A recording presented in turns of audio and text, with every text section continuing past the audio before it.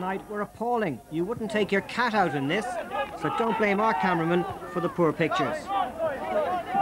If it wasn't excellent to play in, the surface was certainly good. Terryland Park, one of the best in the league, and Shelburne were delighted with that. Tony Sheridan especially, he put them ahead, 33 minutes gone. Lovely finish with his left foot. Midway through the second half and Stephen Gagan burst clear, possibly using his arm in the process. Donald Flynn, the offender, his reaction suggesting a disagreement with the referee. Handball or no handball, it was a wild challenge. Greg Costello with the opportunity, and he calmly slotted his third penalty in his last 4 games, becoming a bit of a habit that for the right back. Shelburne's third saw the Gagan brothers combining, Declan setting Stephen away. His low shot just too good for Robert Ford. That's enough to keep Stephen out of the top of the scoring charts. Galway's consolation 8 minutes from time was just that. Alan Goff out of his goal, Brennan's shot blocked, and Ollie Neary finishing with a flourish. But Shells remain in contact at the top. Later in the programme, we'll be looking ahead to that FAI Cup clash between Galway United and Athlone Town. Clubs are battling it out for a place in the quarter-finals, and although several non-league teams will be hoping to grab the spotlight, one of the games this weekend is the meeting of Athlone Town and Galway United. It was back in 1991 when Galway United last tasted glory in the FAI Cup, and the trophy sat proudly in Terryland Park. The club have failed to show any real stability until, that is, since the arrival of Donald Reardon. Last week he extended his contract with the Tribesmen as Galway looked to take their place among the League of Ireland elite. There was just a little bit of uncertainty creeping into the situation over the last few weeks. I mean, there was speculation in the papers, I suppose, and around town that I was leaving. I had no real intentions if I felt that there could be a deal sorted out here in Galway, and the deal was done in 5 minutes, and I'm delighted to say that I'm here for another 2 years. I feel that there's a great buzz around the city and the club at the moment because of the way we're playing, the fact that we're in the Premiership. Obviously we'd like to stay up this year, that's our first priority, but I think that we've got a very bright future with the kids at the underage, and you know, even the fans, the number of kids that come and watch us with their parents. It's a lovely family atmosphere at the club. It's been a steady progression for the Western club. Promotion last year from Division 1 and places in the semi-finals in both the League and FAI Cups. A win against the fancied St. Pat's have set up Friday night's clash with near rivals Athlone Town. A tie where league form goes out the window. There's going to be nothing between the sides, you know. It's a cup game and it's, as you say, it's a derby, you know. Athlone will be well up for it, and Don will have us well up for it, you know, and it's going to be a good clash that on the night, you know.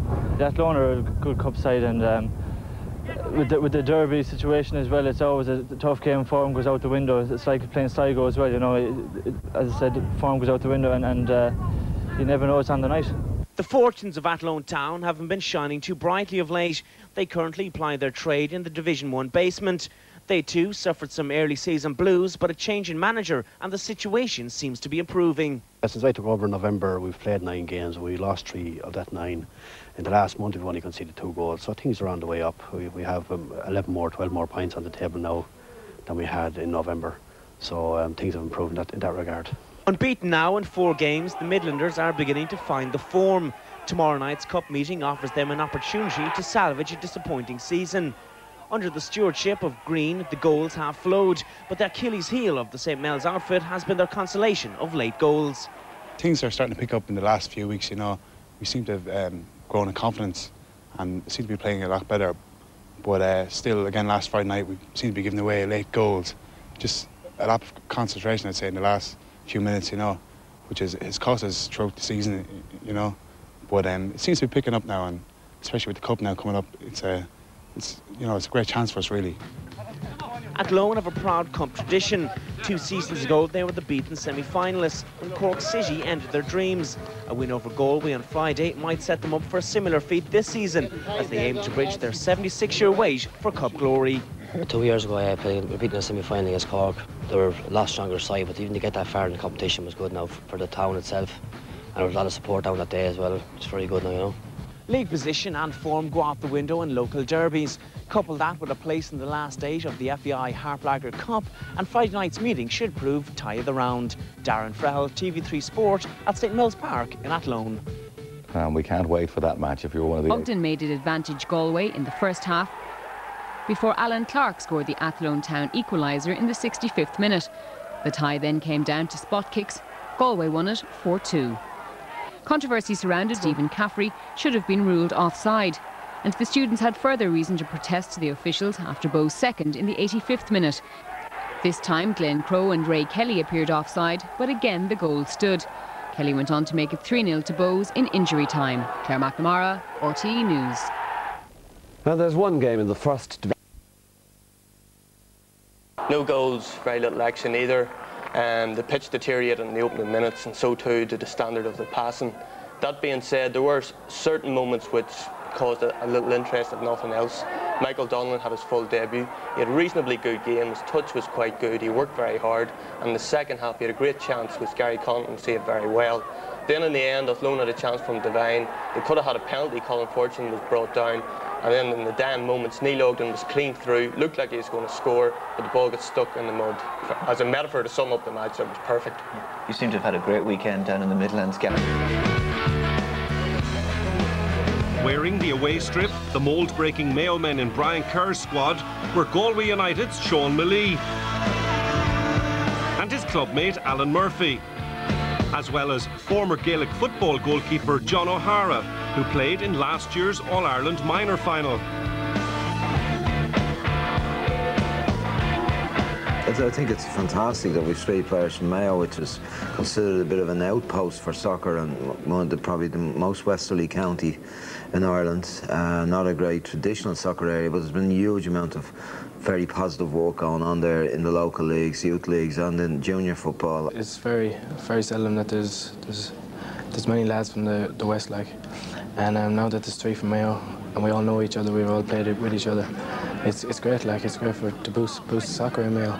Oh, certainly, this is a big boost. This is what we've been working for the last 10 years to get these players into the first of all League of Ireland sides and then get them into international sides.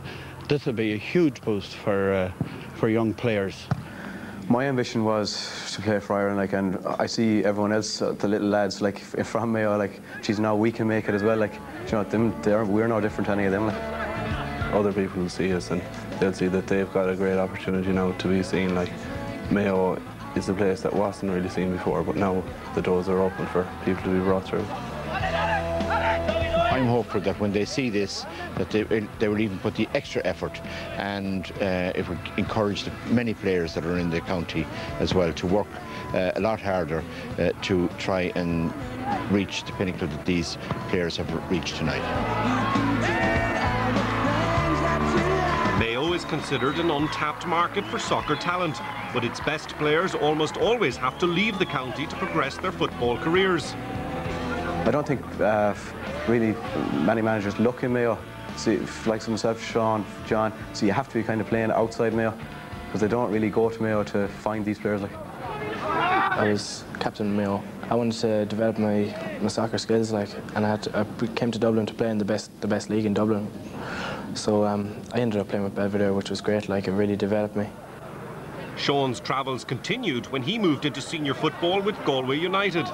And there's 2 strong League of Ireland clubs in the west of Ireland, that's Galway and Sligo, and there's lots of other ones that are not too far away. Finn Harps is not too far, Limerick is not too far, Athlone is not very far, and it's up to these clubs to be more active in identifying younger players and encouraging them to stay closer to their own environment.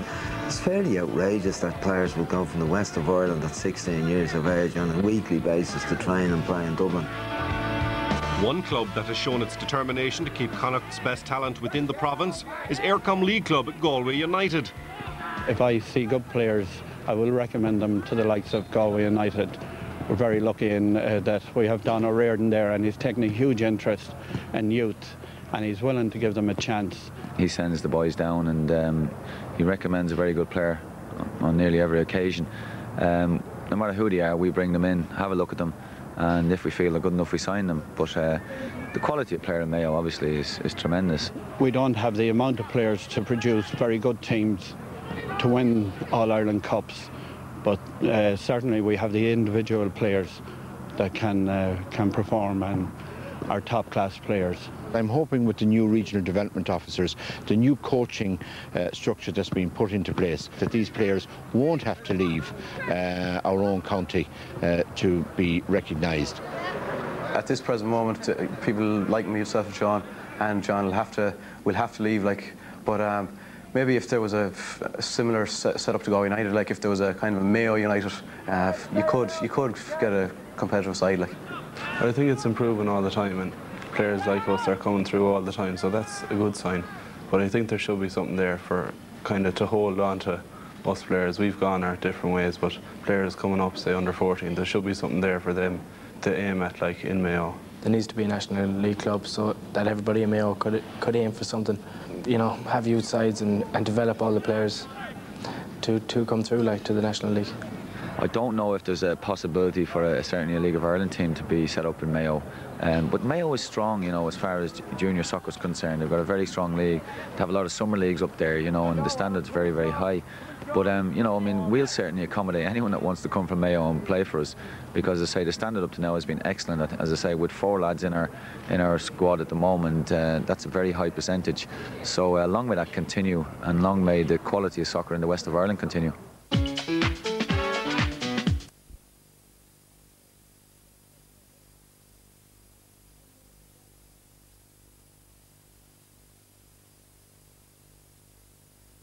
Galway coming more into the game. Give the ball away there. Nice 1-2 between Vaughan and Devereux. And here's Rutherford on the overlap. Now he has players in the middle, and that's a typical case of not knowing whether to shoot or cross. Devereux and Arkins were there in support. Neary forward for Barry Ryan. Faced by James Saddington, recently signed from Millwall. Support from Gordon Brett, and Saddington getting in the tackle. Corner to Galway United. That's Neary. Double coverage there by Browan in front and Mick Neville behind. Over it comes from Killeen, flicked on, and there it is, 1-1. And Galway certainly deserved that equaliser, and they know how to celebrate. It's 1-1 in Talca Park, thanks to that goal by Billy Cleary, his first ever for Galway United. And Tony Mannion, not too pleased with the celebrations. He wants his players to get on with it. The classic near post flick on, and there was Cleary. Throw in by Cleary to Barry Ryan. Back to the goal scorer, and that cross blocked by Dave Smith. Shelburne think it should have been a goal kick, but the corner kick is what Galway get, and up come the players from the back. Keith Lambert forward, that's him, number 5. Gordon Brett this time with the corner kick to the far post. Barry Ryan with the shot, blocked by Howlett. Ryan back in again, and there's Ronan Killeen. What a comeback by Galway United. Just 7 minutes to the break, and it's Shelburne 1, Galway United 2. The far post ball, Barry Ryan pulling off the goal line, Howlett with the first block, and then Alan Goff, the goalkeeper, signed from Galway United, unable to clear. Killeen makes it 2-1. Barry Ryan holding it up. Galway United since half-time, dominating the exchanges. Shelburne strangely lethargic, it has to be said. Great win there by Ollie Neary to Lally. Back from Ryan to Lally again. O'Flaherty, and this is Ryan. Past Smith's challenge, and that just missed the post. Blocked off Saddington. Perhaps he might have crossed there, Barry Ryan. He certainly had 2 or 3 players to aim at, but he took the option of the shot, and it was just past that post.